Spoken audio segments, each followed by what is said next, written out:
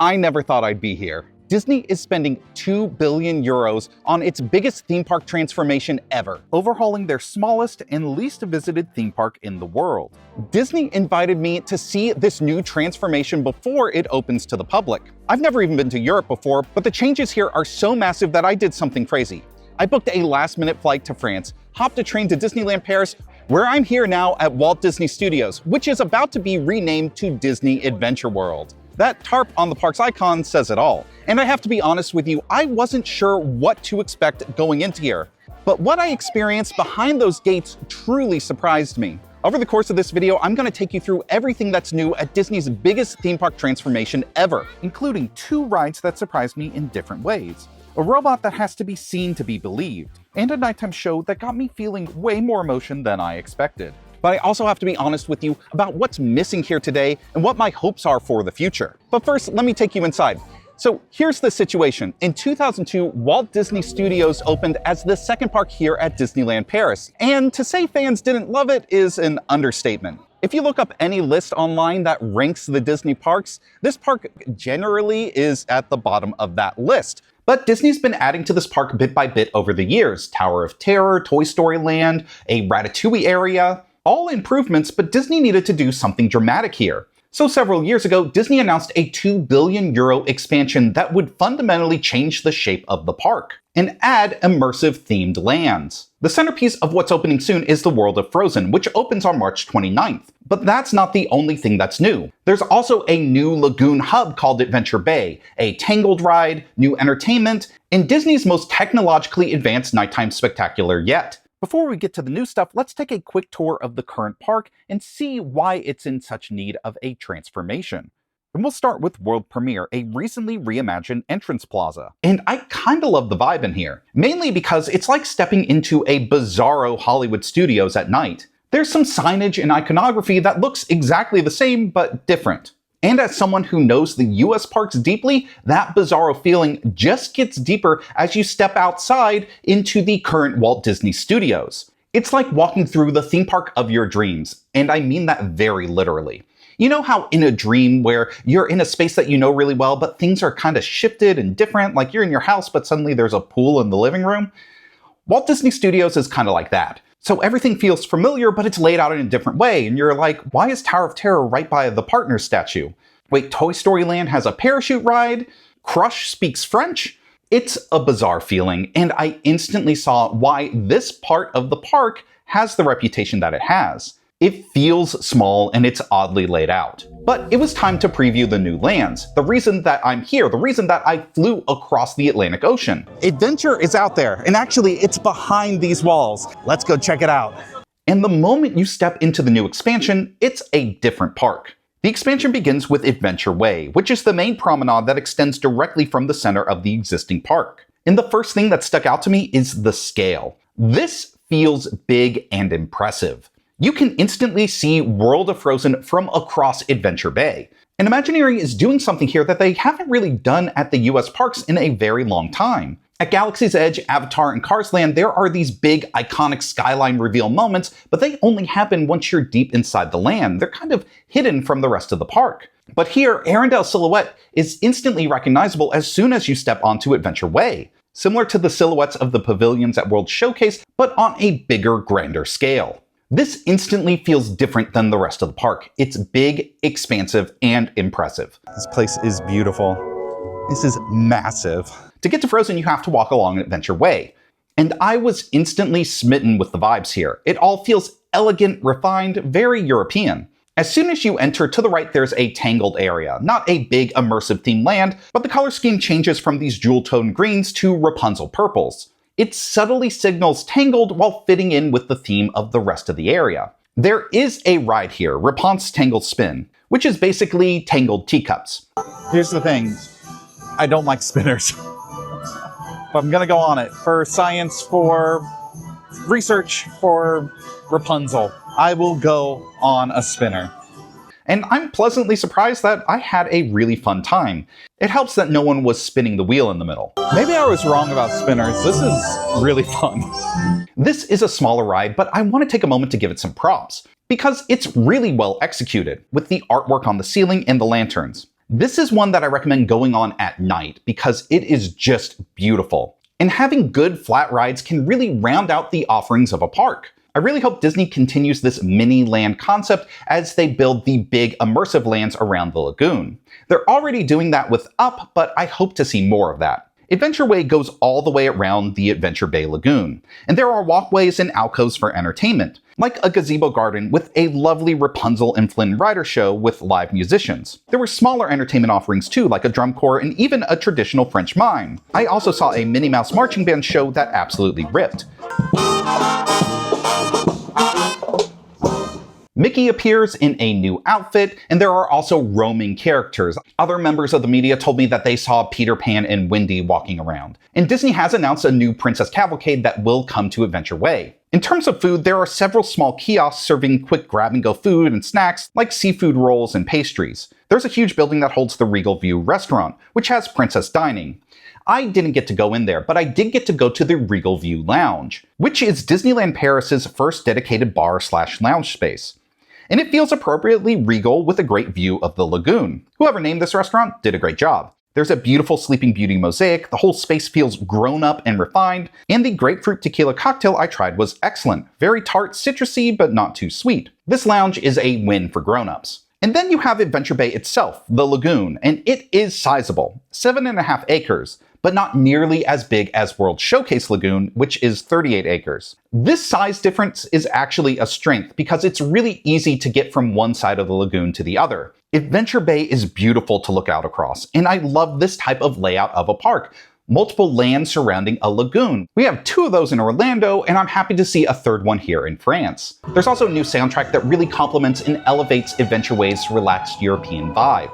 For Disney Adventure World, I think a lot of people are going to be naturally focused on the ride lineup or the Frozen Land, but there's something so important about this connective tissue area. It makes a big difference on how you feel about a theme park. Right now, the stretch where the future Lion King land is being constructed does feel like a walkway with not much to do compared to the rest of Adventure Way. I think that will naturally be fixed once Pride Lands opens. Tony Baxter called Disneyland Paris Park the beautiful park. Adventure Way has an elegance that feels like a great complement to Disneyland Park in a way that the rest of Walt Disney Studios never really had. That's a big deal. But that ice palace on the North Mountain is calling, so let's make our way to the world of Frozen. And first off, the land is beautiful. The layout of the park gives you this bridge overlooking a fjord just in front of the castle. I spent a lot of time on this bridge just soaking in the views. Everything is gorgeous. The rockwork and forced perspective of the Ice Palace really work and give the land an impressive feel while you're inside it. Now, in terms of scope, this isn't on the level of Galaxy's Edge or Pandora. It feels much more like a World Showcase pavilion, but plussed up. And that gets me to my one nitpick about the land. It has a very straightforward layout.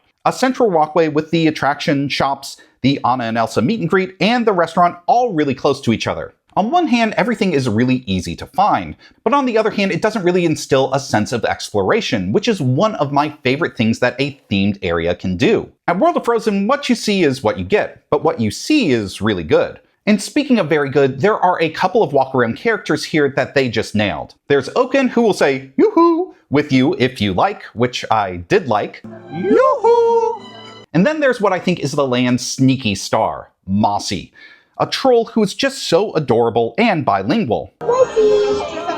I am now a true fan of Mossy. I really hope Disney leans into these roaming characters and even adds more. That's what makes this land feel alive.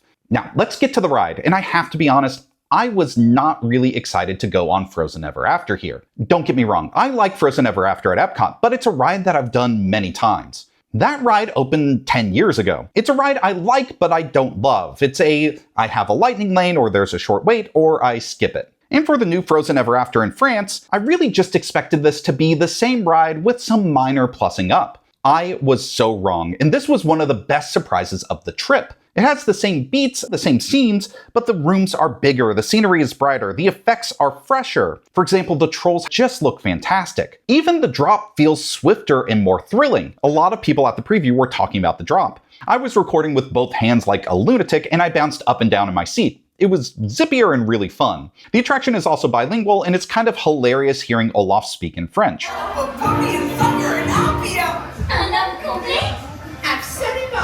I left the ride wanting to go on it again. I went on it twice during a very packed preview, and I wanted to go on it a third time.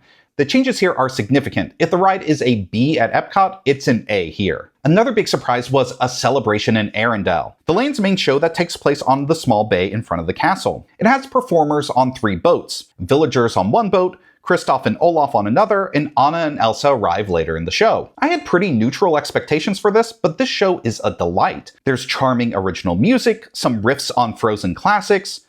I'm a very busy snowman. Plus, it's surprisingly impressive in scale. The boats have great designs and move really dynamically. There are fountains, pyrotechnics. I saw this show 3 times during the preview, mainly because I was so charmed by it. But let's be real, also because the star of the show is the new free-roaming Olaf robotic character, who can walk and balance and perform all on a moving boat. Are you kidding me? This melted my mind. I have a short-form video where I asked Imagineering's robotics lab director how they pulled that off, and the answer is fascinating, so be sure to check that out. Even from across the bay, Olaf looks like he just stepped out of the movies. But then I got to see him up close. And you guys, this is one of the coolest things I've ever seen in a theme park. I also somehow resisted the urge to stuff Olaf in my carry-on, which is a win for impulse control. Olaf is so expressive, so true to character, the way he dances, the way he shuffles his little feet as he walks. That's not an efficient way for a robot to walk, and it's a true feat of engineering. They didn't compromise here. Even me, as someone who analyzes all this technology and reads Disney's research papers, the technology just melted away, and then there's just the character standing in front of you. That is something magical to see in person. Disney did tell me that this is a preview of Olaf, and they are still working on what the final guest experience will be. But either in the show or up close, Olaf is a reason to visit this park. He's just that impressive. So I spent most of the day going back and forth between Adventure Way and the World of Frozen. Then I had dinner at Nordic Crowns Tavern, the quick service restaurant in World of Frozen. The theming here is well done, but the food is fine. Fine with a capital F. I had salmon and crushed potatoes. They were nothing to write home about. Now, there was a bright spot. I got this blue citrusy ice cream in a waffle bowl with crunchy sprinkles. This was delightful, truly delicious, like a Dole Whip but more tart. But other than the ice cream, dinner was probably the least impressive thing that I experienced all day. Not a disaster, but just not that memorable. But walking out of that restaurant after sunset, World of Frozen shines at night. Let it glow. Disney's so great with their nighttime lighting packages, and this is no exception. The snowflake fountain has new effects. The castle, the ice palace, it all shimmers and glows. And you can see World of Frozen lit up from pretty much anywhere in the new part of the park. The rest of Adventure Way is beautifully lit. The trees glow. It's such a great space to walk around, especially the area near Tangled. It gives me that Epcot at night feeling, but different and distinct. And speaking of Epcot, there's also a grand finale here that takes place on the lagoon. Disney Cascade of Lights, their newest nighttime spectacular on Adventure Bay. And it's kind of a mashup of Luminous and World of Color and Disney's drone shows that they've been doing across the world. There's fountains, projections, fire, plus fireworks, spotlights, drones in the sky, drones in the water, which is a new innovation. They glow and even shoot pyrotechnics, which is nuts. All of those elements dance choreographed to a soundtrack covering everything from Avengers to Zootopia. The overall effect is really impressive, and I even started crying during the Hercules part of the show. I Can Go the Distance still hits. I think it's a really strong show, but I do have one nitpick. The projected animations on the water screens are a bit too static. The drones, the pyro, the spotlights are all phenomenal, but those animations, especially compared to Disney's other shows with projected animations, that was one part that I didn't absolutely love. Luckily, the projected media is the easiest element that Disney can update here. Overall, even with that note, I still really love this show, and I think that it's a worthy entry into Disney's pantheon of nighttime spectaculars. So overall first impressions and takeaways of Disney Adventure World. I went in most curious about what this park would feel like. Does this expansion really reinvent the park, or would it just feel like another bolted-on addition to this Franken park? And I have to say, the quality here is real. World of Frozen is great. Frozen Ever After brings the heat. The Olaf animatronic is a true innovation. Plus, the theming, the detail, the entertainment, it all hits. The Frozen food, not so much. I definitely think that still needs some work. Adventure Way and Adventure Bay is one of the most beautiful areas Disney's created, and it really distinguishes the park. But I do think that this area of the park will thrive or struggle depending on the strength of the entertainment and the dining options available. What Disney did with Adventure Way is they created a great stage, but it's really up to them to fill it with reasons that people will want to stay and hang out around Adventure Bay. It needs to be like World Showcase, a place where you want to wander around, eat and drink, and stumble upon shows that feel spontaneous. I got a taste of that, and what I saw is very promising. And the new Princess Cavalcade that Disney announced is a good signal moving forward. And I do think that Cascade of Lights is genuinely special. There's no other show quite like it. It's a great, unique offering for the park. This is its World of Color moment, a reason that you want to go to this park and stay until the end of the day. The best compliment I can give: Disney Adventure World has that new theme park feel. And for a park that was in dire need of an identity shift, that is a huge deal. Disney pulled that off and justified the new name. But this video is just what I saw and my first impressions of it. There's a much bigger story here.